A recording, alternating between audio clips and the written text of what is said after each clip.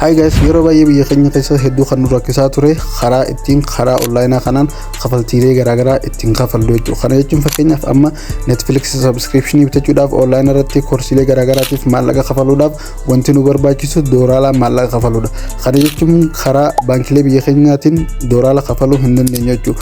Akkasumas maaster kaardii fi debit kaardii biyya keenya keessa kan baankilee biyya keenya keessaa nuuf kennan karaa saniin nuuf hin kafalu jechuudha. Doolaara irratti deposit godhachuu hin dandeenyu jechuudha.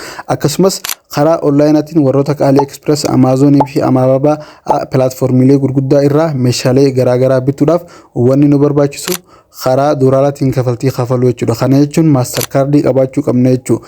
Akka intarnaashinaal kan hojjetu kan doolaara irratti deposit godhannee doolaara saniin kafaltii kafallu jechuudha. Maaster kaardii yoo qabaanne onlaayina kanarrattis ta'e kana jechuun intarnaashinaal akkuma addunyaattu kafaltii waan barbaanne raawwachuu ni dandeenya jechuudha. Kanaaf yeroo hedduu kan nu rakkisaa ture kana jechuudha. Haala kamiin akka argannuu fi eessa akka argannuutu nu rakkisaa ture jechuudha. Amma garuu as dhiyeenya kana furmaanonni garaagaraa dhufaa jiranii maaster kaardileen karaa hedduun argachuu ni dandeenya jechuudha. Isaan keessaa kanneen arra nuti ilaaluu deemnu haala Bybit irratti maaster kaardii banannu jechuudha.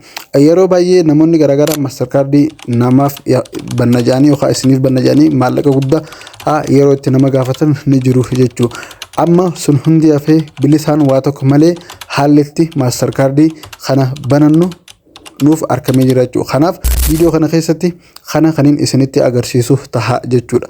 Kanaafuu viidiyoo kana haga dhumaatti ilaaluu qabdanii jechuudha. Viidiyoo laayikii gochuudhaan haa eegallu garsumatti isin dabarsa. Hey guys, so maaster kaardii faayidaa isaa takka lama jaamee himamee hin dhumu haala takamiin akka mul'achuu dandeessan isteepii guutuu viidiyoo hojjedhee YouTube irratti isiniif maxxanseetiin jira.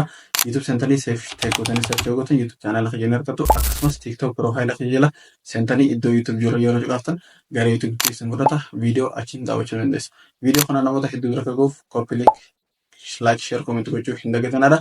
Gara fuuldura viidiyoo waa'ee maal kan isin hojjedhee barbaadan comment jalatti barreessuu hin irraanfatinaa. TikTok kanallee follow gochuu hin dagatinaa.